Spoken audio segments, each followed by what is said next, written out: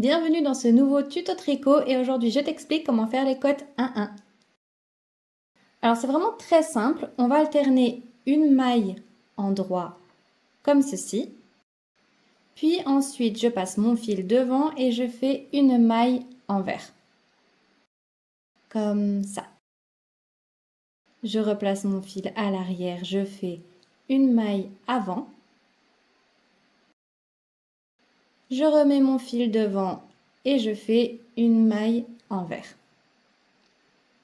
Donc tout le long du rang, on va alterner une maille en droit, une maille envers, une maille en droit, une maille envers jusqu'au bout.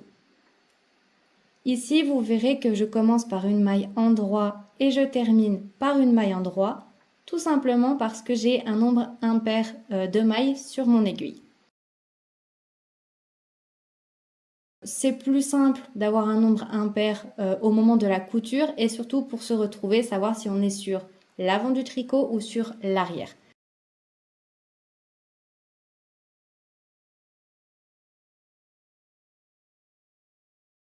Donc si vous faites une maille en droit en premier, ça veut dire que vous êtes sur l'endroit du tricot.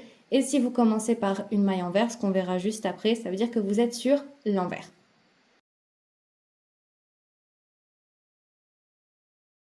Donc voilà, on va vraiment alterner tout le temps une maille en droit, une maille envers, une maille en droit, une maille envers. C'est vraiment très très simple. Et c'est un point qui est beaucoup utilisé pour, par exemple, les cols, le bas des pulls ou alors le bas des manches.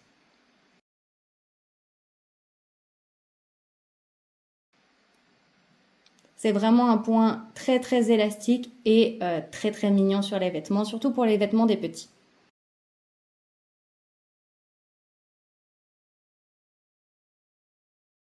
Là, on va inverser, on va plus faire endroit, envers, endroit, envers. On va faire envers, endroit, envers, endroit. Donc on fait une envers, une endroit, on replace le fil devant, on fait une maille envers. On replace le fil derrière, on fait une maille endroit, puis à nouveau une maille envers. On refait une maille endroit et on va vraiment faire ça encore une fois jusqu'au bout du rang.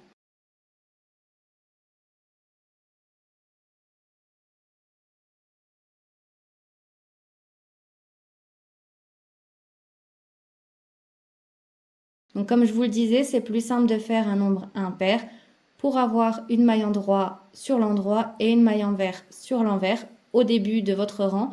Et ça vous aide à vous repérer et à pas vous perdre, savoir si vous faites l'endroit du tricot, donc la partie qui sera visible, ou l'envers du tricot, donc la partie qui sera à l'intérieur de votre pull ou de votre projet.